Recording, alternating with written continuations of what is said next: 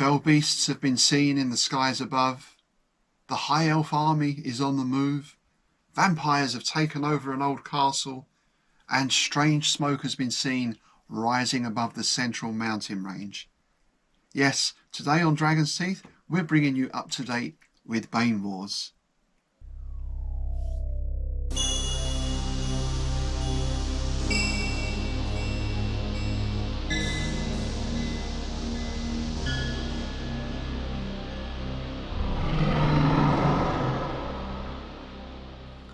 Hi, my name's Rob Poyton. Thanks for joining me today. And the Bane Wars campaign is well underway. We've got all 5 armies in the field now.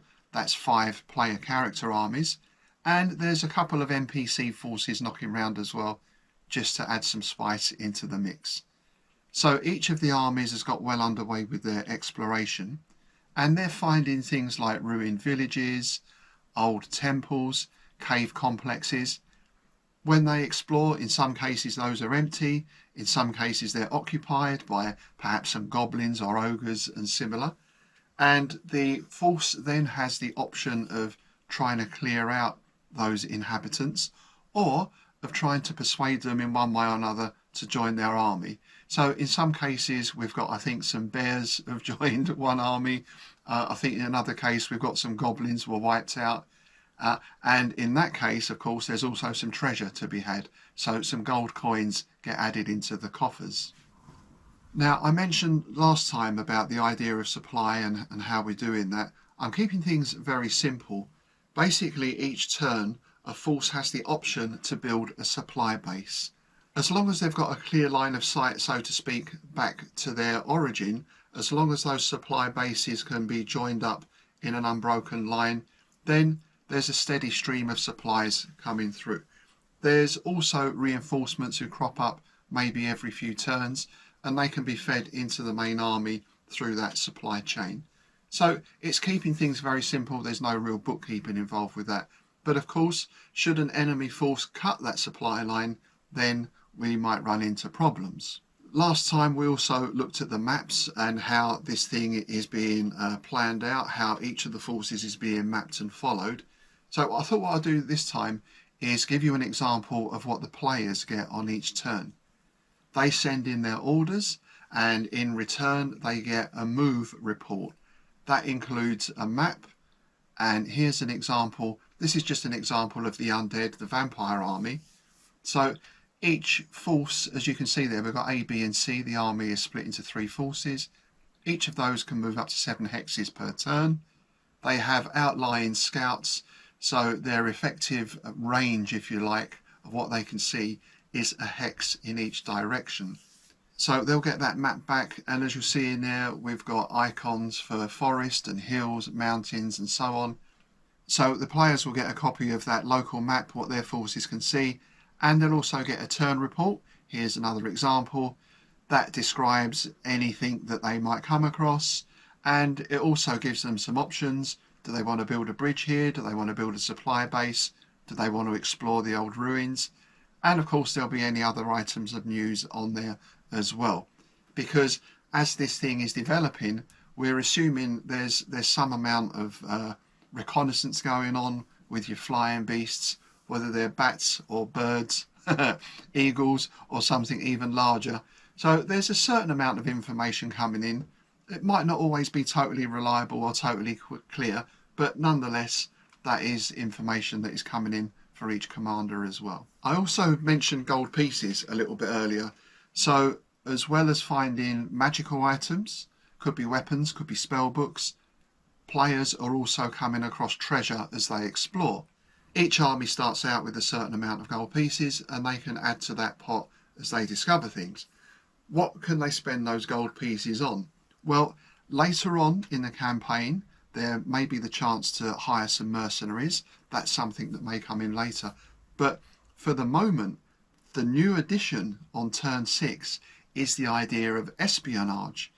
So now that the armies are all out and roaming around, I thought it'd be nice to bring in this concept of they've got spies and agents and that sort of thing out working now, maybe infiltrating the enemy forces or just keeping an eye on things.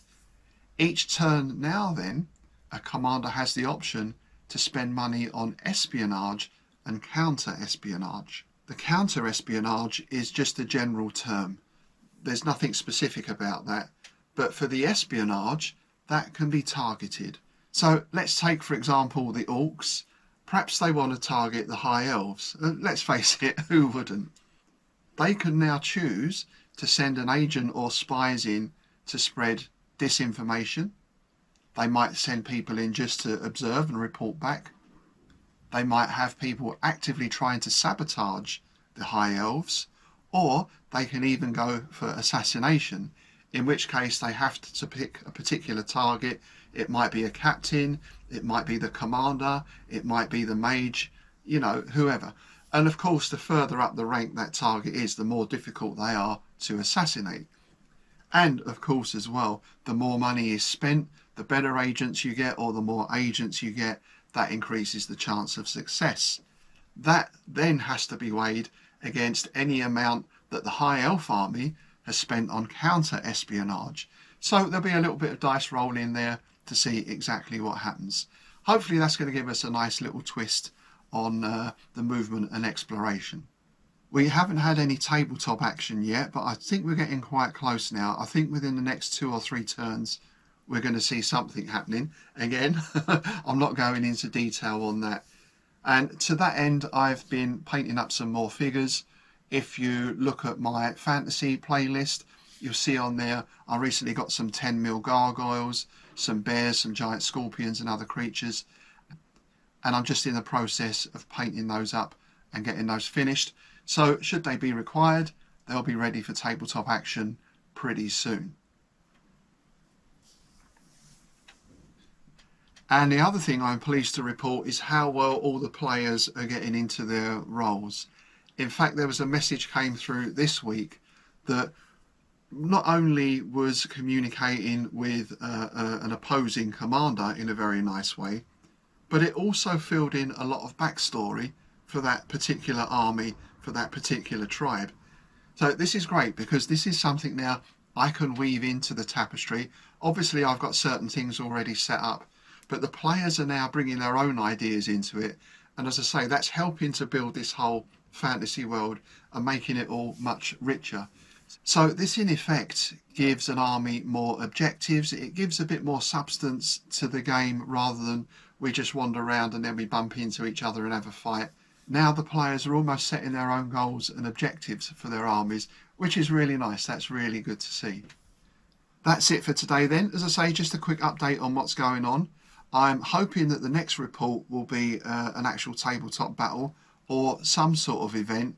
It might not even go to the main tabletop. It could be perhaps even resolved as a skirmish game.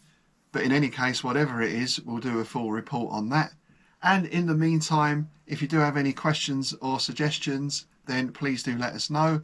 And as always, if you haven't already, please do like, share and subscribe. We really want to get the channel growing this year. Thanks to all those who have subscribed so far. Thanks for all the comments that have come in. And I'll see you next time.